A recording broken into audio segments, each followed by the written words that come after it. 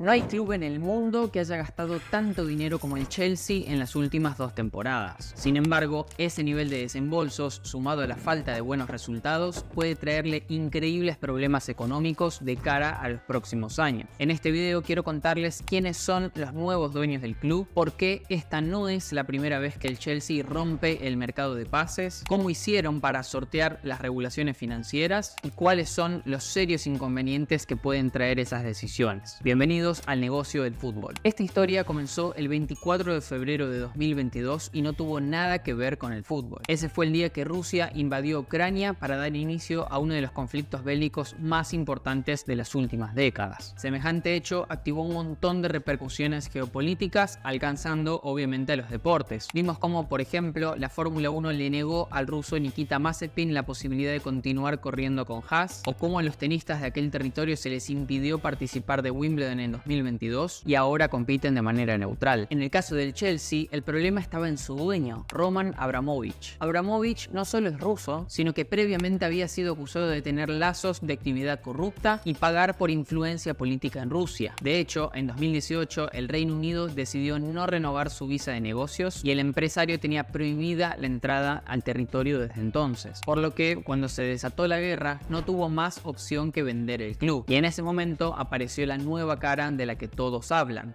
Todd Boehly. Pero antes de entrar en todo lo que está pasando actualmente, me gustaría repasar la gestión de Roman, porque nos será de mucha utilidad para entender dónde se encuentra la industria del fútbol hoy en día. El ruso se compró el Chelsea en 2003 por 140 millones de libras. Para que tengan una idea de lo insignificante que es ese número ahora, Boehly pagó 2.500 millones de libras en 2022. Es decir, Abramovich vendió el club 18 veces por encima el valor que pagó en su momento. Por desgracia para él, el gobierno dispuso que todo el excedente de aquella venta fuera a caridad. Pero eso no es lo más interesante de su periodo, sino el hecho de que Abramovich comenzó una tendencia que hoy está presente en casi toda la Premier League: la compra de clubes por parte de fondos de inversión o personas mega ricas que luego desembolsan una increíble cantidad de dinero para comprar jugadores. Déjenme que les cuente la historia. Cuando Roman adquirió la institución en 2003, se le había recomendado agregar otros 20 millones a la inversión inicial para comprar jugadores y reforzar el equipo. En aquel momento, esa cantidad bastaría para armar una plantilla competitiva. Sin embargo, el ruso terminó desembolsando 120 millones en futbolistas, 6 veces más que el monto aconsejado. Makelele, Verón y Crespo fueron algunos de los que llegaron al Chelsea en aquella compra furiosa. Nadie en la historia de la Premier League había puesto tanto dinero en la misma temporada. El Fulham fue quien estuvo más cerca, con apenas 35 millones, es decir, una cuarta parte de lo que puso Abramovich. Con esto, Roman rompió por completo el mercado. Nadie podía competir con la fortuna que él había invertido. Fue la primera versión de los Mansur bin Zayed de la actualidad y le funcionó espectacularmente. Consiguió 21 títulos, dentro de los cuales se incluyen 5 Premier Leagues, 2 Champions League, 2 Europa League y un Mundial de Clubes. Les conté todo este proceso porque, así como lo hizo Abramovich en 2003, Todd Boehly lo está haciendo ahora mismo. Ningún club en el mundo gastó lo del Chelsea en las últimas 2 temporadas. Aunque, como veremos en unos minutos, esto no vino sin consecuencias. Pero primero repasemos sus incorporaciones. En la temporada 2022-2023 desembolsaron 611 millones de euros, con Enzo Fernández a la cabeza por 107 millones de libras. La transferencia del argentino fue la más cara en la historia de la Premier League hasta ese momento. Pero el año siguiente volvieron al mercado y batieron su propio récord. Mientras que Moisés Caicedo costó 115 millones de libras, el total invertida en la plantilla alcanzó los 468 millones de euros. Por lo que, si tomamos los últimos 2 años, el Chelsea gastó 1.080 millones de euros en jugadores. El club que más se acerca a ese número es el Paris Saint-Germain, con 602 millones de euros, es decir, un 44% menos. Está claro que el club también hizo algunas ventas. Havertz, yendo al Arsenal, le aportó 75 millones y Mason Mount al United otros 64 millones, pero nada que se le acerque acerque a lo gastado. El saldo negativo da unos 742 millones de euros. Ahora bien, el verdadero problema del club no reside en el gasto en sí. A priori, no hay nada de malo en que Todd Boehly quiera despilfarrar el dinero en jugadores. La cuestión viene del lado de las reglas de la Premier League y la UEFA con respecto al fair play financiero. La gran pregunta que se hace la comunidad del negocio del fútbol es ¿cómo puede el Chelsea gastar tanto dinero y aún así no infringir las normas económicas? Esencialmente lo que está haciendo es jugar con métodos contables y apostar a una gran mejoría en los resultados deportivos en los próximos años. Pero antes de meternos en eso, vale la pena tener claras las normas a las que debe atenerse el club. Nos centraremos en las de la Premier League porque actualmente el Chelsea no participa de torneos europeos. Según este reglamento, los clubes pueden tener una pérdida operativa de hasta 105 millones de libras en las últimas 3 temporadas. Esto quiere decir que sus gastos no pueden superar a sus ingresos por más de 105 millones,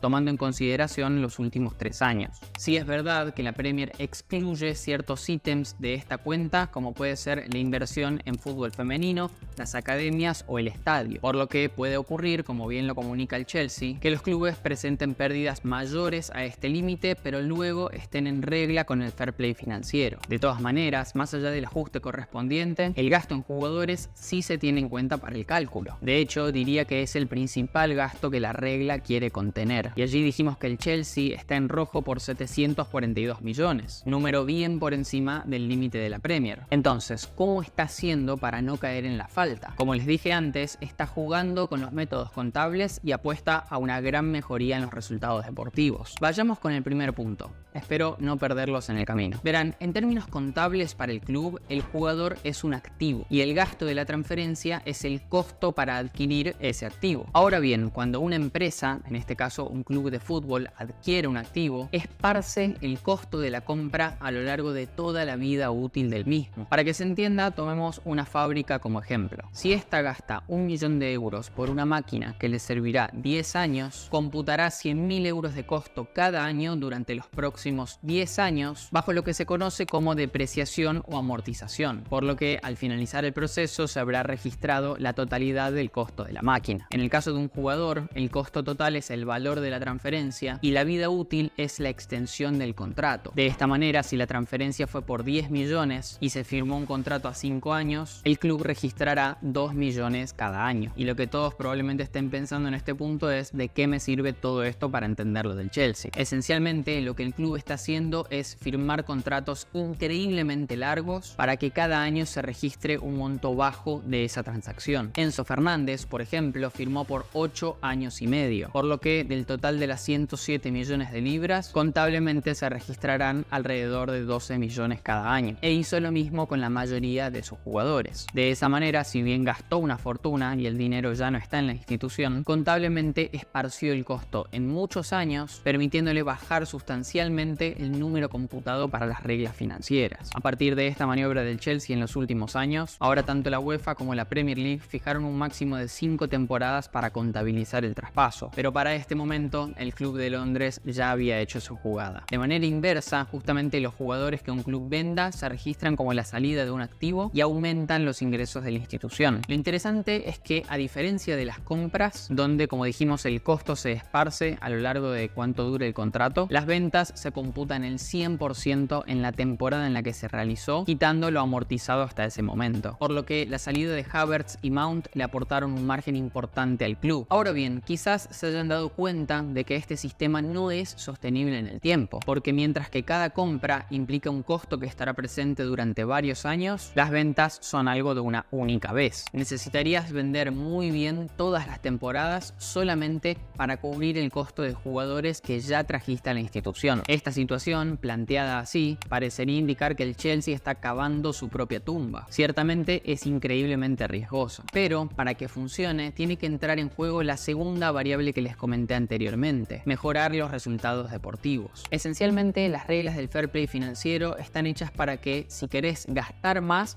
tenés que ganar más. Y un club de fútbol gana más dinero mejorando sus resultados dentro del campo de juego. Para el Chelsea, la clave está en la Premier League. En primer lugar, porque una posición más alta implica quedarse con un monto más elevado de los derechos televisivos. Pero más importante aún es la clasificación a las competencias europeas. No participar de los campeonatos UEFA implica una pérdida económica increíble. La Champions League puede otorgar entre 40 y hasta 120 millones de euros por los derechos televisivos. Y a eso hay que añadirle la venta de entradas que se generen por los partidos extra de local y la activación de cláusulas por resultados que pueda tener con los sponsors. Teniendo en cuenta que el Chelsea hoy genera unas 512 millones de libras por temporada, mejorar en la Premier y clasificar a la Champions podría significar entre un 10 y hasta un 25% más de facturación. Y eso sí que destrabará margen para seguir contratando jugadores. Visto el nivel de gasto que tuvo en las últimas temporadas y cómo comprometió los años futuros a partir de esas inversiones, diría que ahora más que nunca el Chelsea debe comenzar a ganar partidos. Espero que hayan disfrutado de este video, no olviden suscribirse y cualquier comentario que quieran hacer los vamos a leer.